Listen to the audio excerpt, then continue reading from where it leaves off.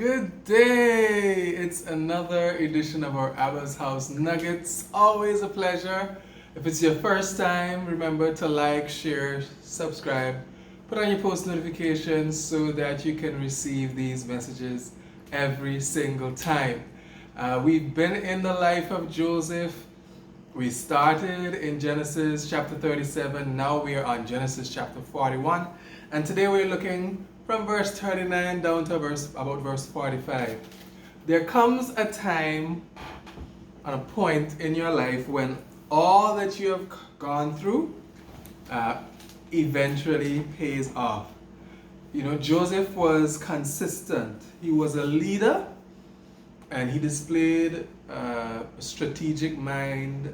He was a man of wisdom, but he always accredited his gift and talked about his God. And that was one of the most credible things about Joseph. But at this point, he's been in Egypt for 13 years. And, you know, before he got to Egypt, he had dreamed about being this ruler and his whole family bowing down to him. And we're coming to that point in the story. We see that in Potiphar's house, he was promoted. He became the leader of Potiphar's house. Then we saw he was sent to prison and he was promoted. He became the leader within the prison. So this phase in his life isn't just about promotion. It's the type of increase that came with the promotion that came at this point in time.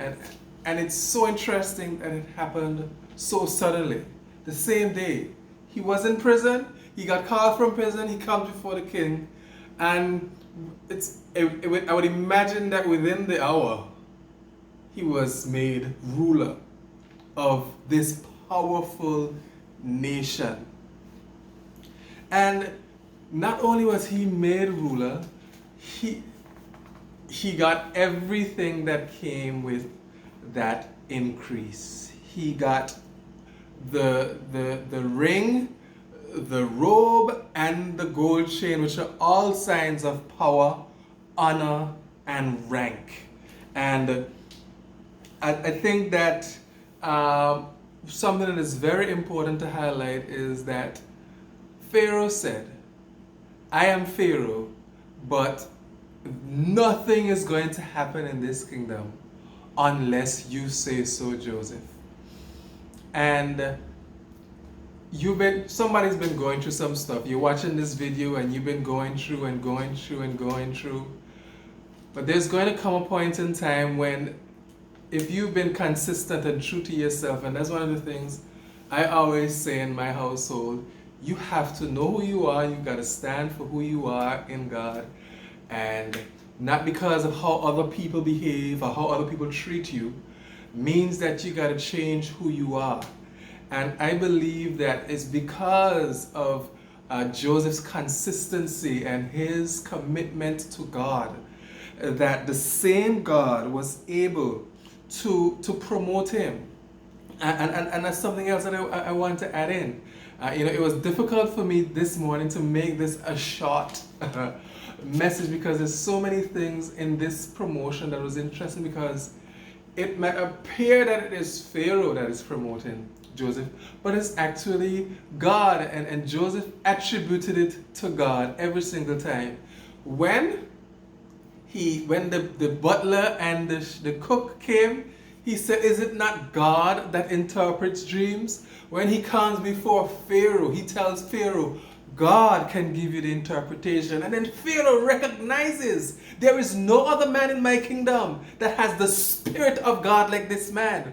And it is because the Pharaoh recognized the Spirit of God in Joseph that he was able to promote Joseph, because he wanted the Spirit of God ruling his kingdom, because he saw the kind of power that existed in Joseph. And there is a power that exists in every single one of us as born again believers, because that same Spirit is within us, and there are mountains and there are places of influence that we are meant to sit in, and we don't even necessarily need to be the kings, but we need to be able to wield wheel. Is that the right word? We need to be able to be in positions of authority that we can make decisions that can influence spaces and nations for the glory of the kingdom. And this is what I'm seeing in this story right here, where Joseph is receiving his promotion and his increase because of his commitment to God and because of God's faithfulness to him. Yes, God is faithful. Not only is Joseph's increase in rank, you will see that he also receives wealth. He was married by Pharaoh into one of the most wealthiest families in Egypt. And I'm not one of those persons that talks about wealth much, but yes, there is opportunity for increase in the life of a believer. There is opportunity for prosperity once we are true to God. God says, seek me first. He wants you to seek him first. And then he will add everything else to you. And my final note to you this morning is this story of Joseph is a great show of what it means to be given the keys to the kingdom. And I want you to think about that. I'm not going to dig into it anymore because, the scripture tells us that he has given us the keys to the kingdom. And I think of this story with Joseph and Pharaoh, where Joseph said, I am Pharaoh, I am the king of Egypt, but I am giving you honor, authority, and rank that nothing can happen in this kingdom unless you say so. Think about that.